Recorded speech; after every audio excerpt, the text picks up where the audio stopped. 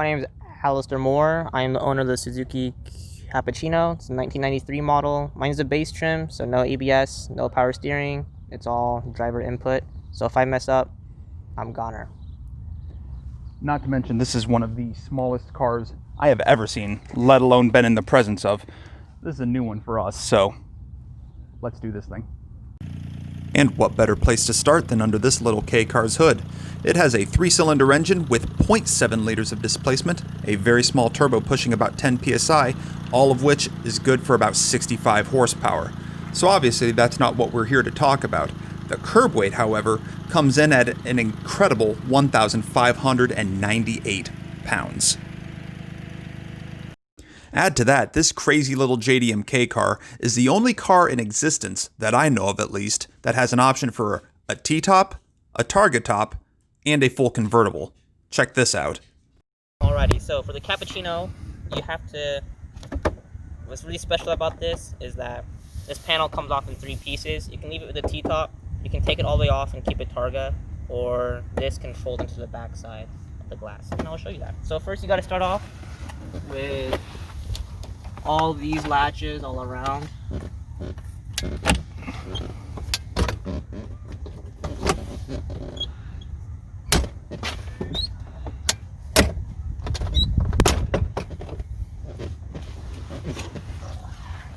And then these 3 pieces will fit in the trunk, and well, obviously the trunk is super small. So there's supposed to be bags for these to keep it from scratching each other, but mine did not come with the bags. Then afterwards you clip these back into here from the small side in, and then bam, right.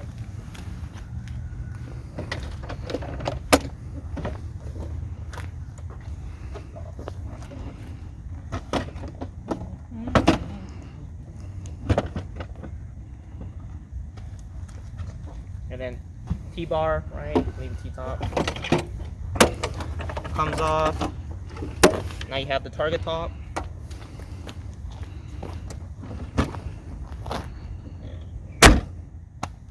That's how it fits. And then for the glass to go down, there's a little lever right here that you have to push this way, because there it tells you. And then so you push, pull this up, clips in, bam. That's incredible. And full convertible. Easy. Did I mention that this is a very small car?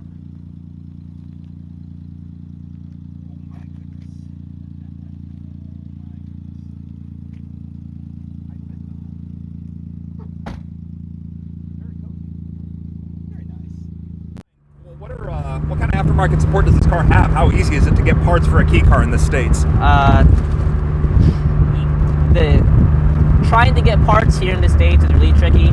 You either have to know someone or be really good at translating and find a third-party shipper. Luckily, there are a lot of people on the Facebook forums, and not forums, the Facebook groups. Sure. Who might help you, but more importantly is just how much it'll cost. Right. Like for my bushings, I have to get it from Suzuki Sport. I can't get it from a dealer, and the closest dealer, I don't think there are any more in the States. But in the UK, some people get new parts from their dealership, while also trying not to get anything straight from Japan, because most of it is all from Japan. The aftermarket support is bigger than I thought it would be, but not as much as, I don't know. Say a USDM car and buy parts for it, yeah. Yeah, basically. Absolutely. No, I follow, I track. I imagine that'd be a challenge. Yeah, no, I mean, I'm a pretty big fan. I've said on this channel for the longest time, the biggest deal to me is weight. And I looked it up last night just so I'd have something to contribute to this. Your car only weighs 1,598 pounds. Makes my MR2 look like a slob. A little bit more than I thought. Is it? Yeah. Well, according to Google, anyways, it's 1,598 pounds. It could be less, but that's what Google says. Oh, okay. And that makes my MR2, which I'm so proud of being so low weight, 600 pounds heavier than your car. That's That's a lot. That's 3 of me. That's 3 of me. So yeah, that's a big deal. But that being said, I've always said that lightweight is engineering efficiency. I cannot stand cut corners and cheap, cost-effective measures and compromises in building a good car. And sure, there's safety regulations and all that, but honestly, lightweight achieves so much more. Yeah. Something I forgot about for the engine specs, for the first gen, it came with a timing belt. Second gen came with a timing chain. Gotcha. And so the chain gave it a little bit more torque. Gotcha.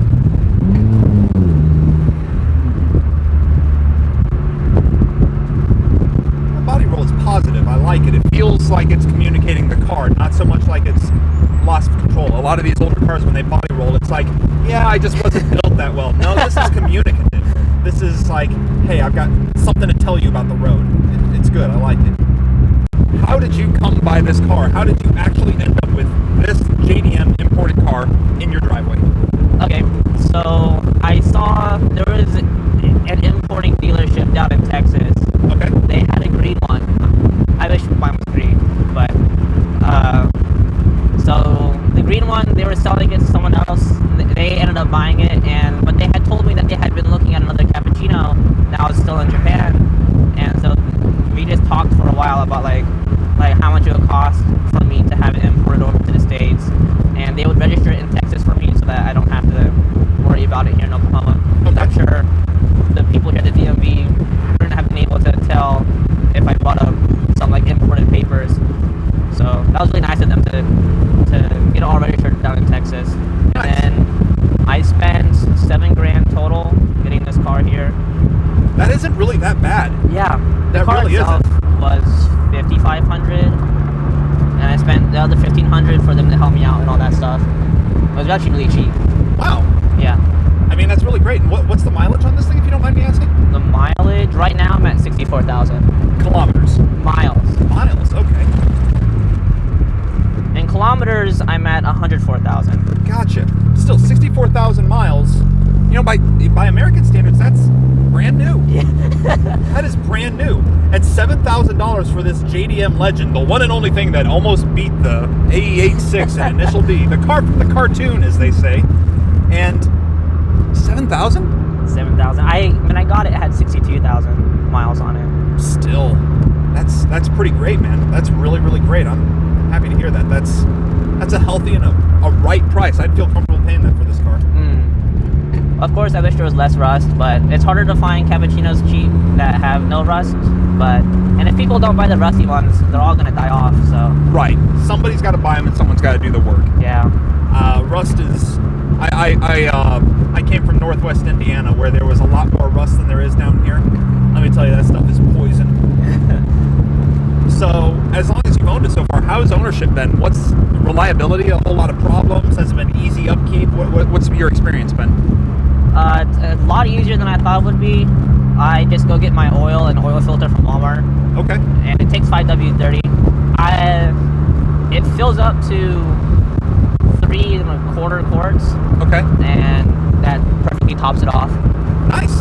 And I just get a really normal oil filter from Walmart. I'm really glad I can just get one locally. I gotcha. And then transmission fluid, not hard, super duper easy. But my first time doing it was a couple months ago, and it was a lot easier than I ever thought it would be. Very good.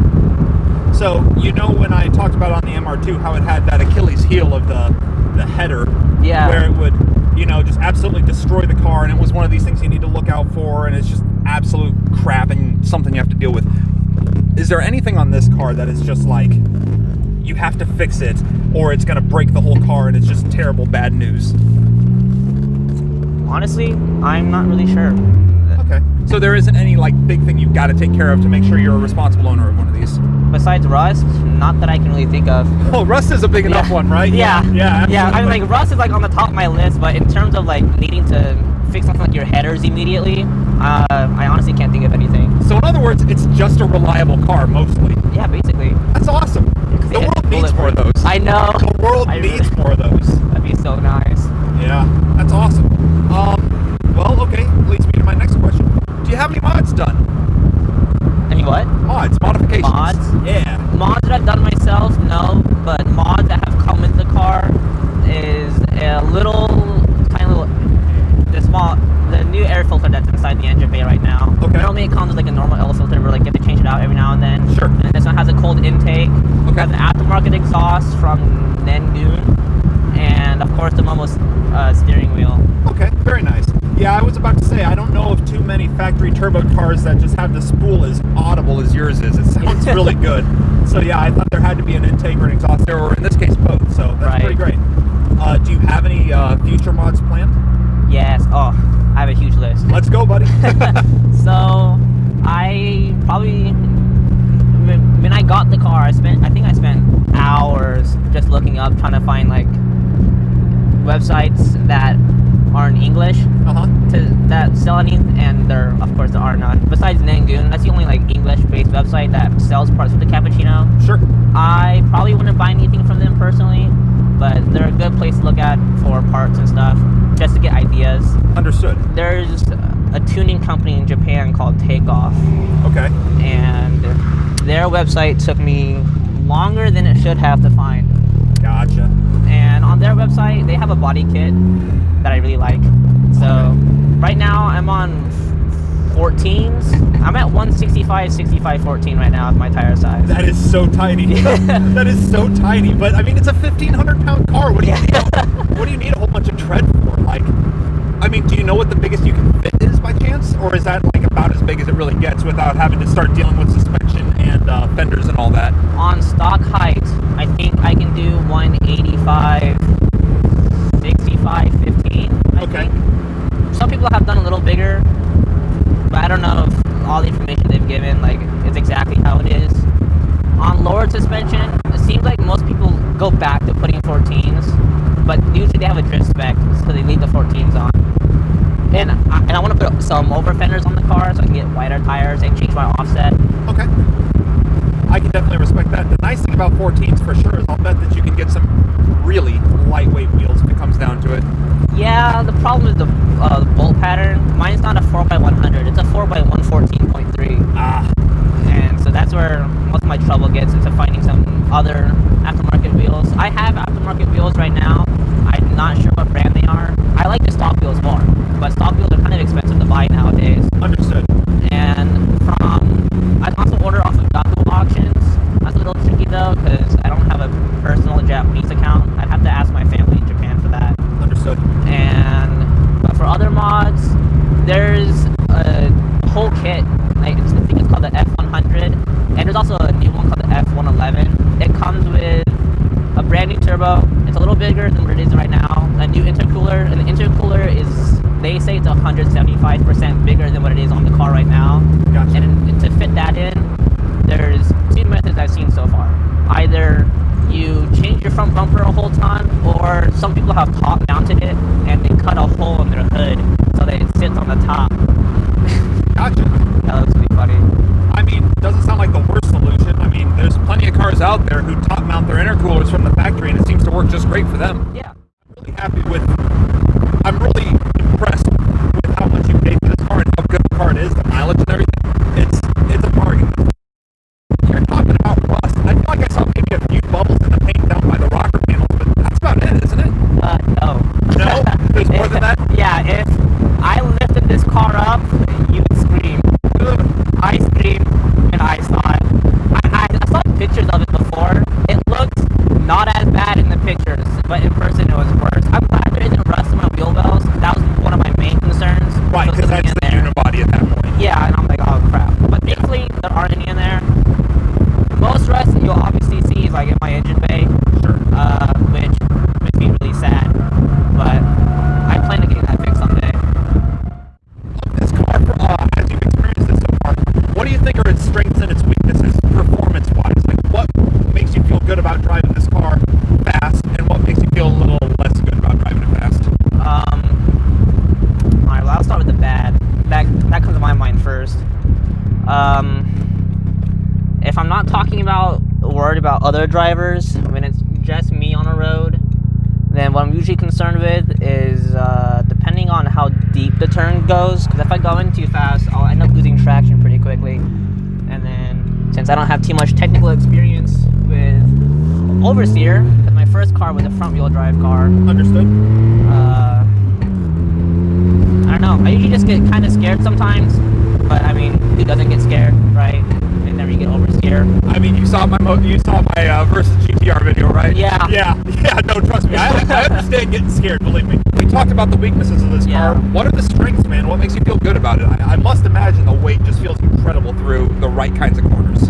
I feel more confident going in corners faster than with the heavier car. Like, that's for sure. Yep. And I don't know, strengths, huh? The only thing that ever really push it is, I don't know. Strengths, huh? I don't know. It's just really fun, I guess. That's the only answer I can really give. For strengths, it's kind of hard, it just being stock. I mean, I know I complain about it not being stable, but it's stable enough for me to have a good ground for just going around corners a little quicker. Even though I wish I could go a little faster, but I really think I'm just holding myself back on that. So I think if I just push myself more, I think I can really like bring out more of the spirit. Yeah. Understood. Of the car. Well, the truth is that the spirit of a car is typically found, in a lot of places. It's at driving it near the limit. It's also at driving it, down low too. It's just what it tells you, what it communicates with you. I will say that your own bravery and what you're willing to do with the car, that's one thing, and that comes with time. That also, let me tell you where that comes from. That comes from mods. Something like a strut tower brace, just from what I can feel in here, will make you feel more confident. I promise you that. Some sway bars will make you feel more confident. Some snapping the chassis stiffening will definitely make you feel more confident as well. And at the same time, is that when you feel that confidence, it'll be a different car too. It won't be the same car. So what you've got now is in its own way kind of special. So it's a double-edged sword, I don't know, just from what I can experience, having ridden here with you, I would definitely say that I can feel this lightness. I really can. I wish I could answer that a little bit better, but I just need to push it a little bit more. That's okay. I think I can answer that again one day. That's all right, man. How long have you had this car for? Since July of 2019. Okay. Well, I mean, you're still learning it, A relationship like this with a car this special takes time to build, Mm-hmm. Yeah. So then, we were just talking about the spirit of the car. What does it feel like to drive this thing? What, if there was a spirit of the car, what would it feel like? How would you describe it? I know that's kind of fluffy, but... Yeah, if I was older than I am now, I think I'd relate this to, like, being a kid again, right? Sure. I don't really... I feel worried when I drive the car, mostly because of other drivers, but while I'm driving, I don't think I ever have a bigger smile on my face when I drive this than I have my first car. This is only my second car, but I'm always smiling every time. just going around, even if I'm just doing like a casual drive somewhere, just to drive the car, just to drive it, it's always super fun and just nostalgic, I guess. Absolutely. Does this car have a distinct personality? I'm sure this isn't the only other car you've ever driven. Every car has something that communicates and tries to tell you about what it wants and what it needs to be driven the best. What's the personality of this one in your experience? You know how some people always say like, it's always more fun to drive a slow car fast and a fast car slow. Yes. I feel like in the Cappuccino, it was like, for me personally, right, I like to just push the car a lot, even though the car's not fast by any means, but I just like to push the car a lot, because I feel like the engineers, when they made it, just thought like, because you know how like the Miata came out just about the same time that this car did, Right. and knowing that this car was going to be small, I think they're just making it like, just having a sports factor in it, just made me feel like this car just has to just always push through every corner. I don't brake that often, honestly. I just let go of the gas before I come to a corner, usually. Right. Yeah. I don't feel the need to press my brakes at all. That's the light car handling strategy. Yeah. I've got two of them. Let me tell you, that's the right way. So it's a car. It just pretty much demands to be sent all the time. Yeah. Mm-hmm. I love it, man. Very cool. Well, how about something a little bit more tangible? When you're driving the car, where is the center of gravity that you can feel? Like, what does it feel like it rotates around? And when it rotates around that center of gravity?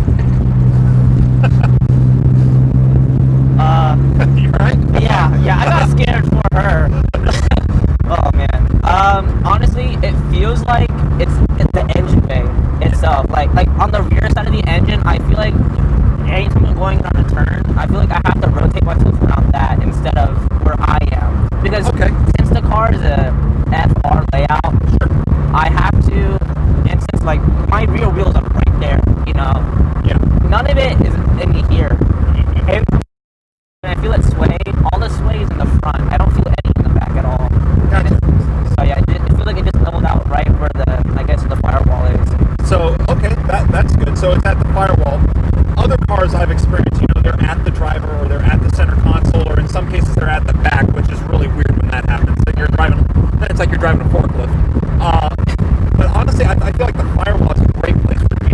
Now, when it pivots around that center of gravity, what is the experience there? Is it a pivot? Is it a roll? Is it a duck? Like, what is that behavior going to feel like? A duck? What's a duck? Well, that might be like, say, if you're getting into the brakes and kind of like the front end kind of goes down and under the curve. It's a descriptor. It's a feeling. Like it ducks under the G-force a little bit. Yeah, okay. So that I've had cars where it's like they kind of like sink in and then squat up as you accelerate in. Other ones will just kind of do this kind of linear back and forth, kind of just direction change with very little drama. Other ones just kind of flop about the roll point, so you'll get just a lot of body roll back, forth, side to side. Okay. What is your car's behavior around the center of gravity? When I'm alone and I don't have a passenger, it just sways like this. Okay. Each time if I'm taking a corner faster than I should, I feel it pivot like this. Like I'm trying to do like a bounce bar thing, you know? Gotcha. So it's a balancing experience. I gotcha. When I have a passenger, they say I get 50-50 weight distribution. So it's hard for me to say that when we're going around, and when I turn, I don't feel it at all with you in the car.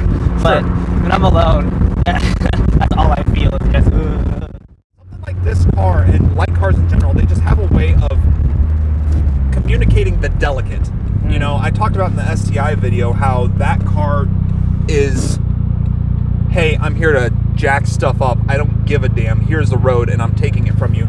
Meanwhile, FR cars, lightweight cars, rear-wheel drive cars in general, they're all about gliding through their own limitations and gliding over the surface. I kind of feel like this car exemplifies that very well. Okay. I've had the experience of driving a Miata before. Honestly, it's not as fun as people make it. I mean, that's perfect because I drive the Cappuccino, right? But if I drove a Miata before the Cappuccino, maybe my opinion would be different. But now that I've been driving this and I've occasionally driven the Miata, it's not as fun, honestly. We'll have to have you drive the MR2 at some point. Oh, yeah. Yeah, for sure. Here's an important one. Do you like the car? I love it. I don't just like the car, I love the car. It's so much fun. I honestly can't imagine not driving the car. Yeah, that's it. It's a blast. Well, there you go, man. I mean, that's enough, I think, for anyone. Yeah.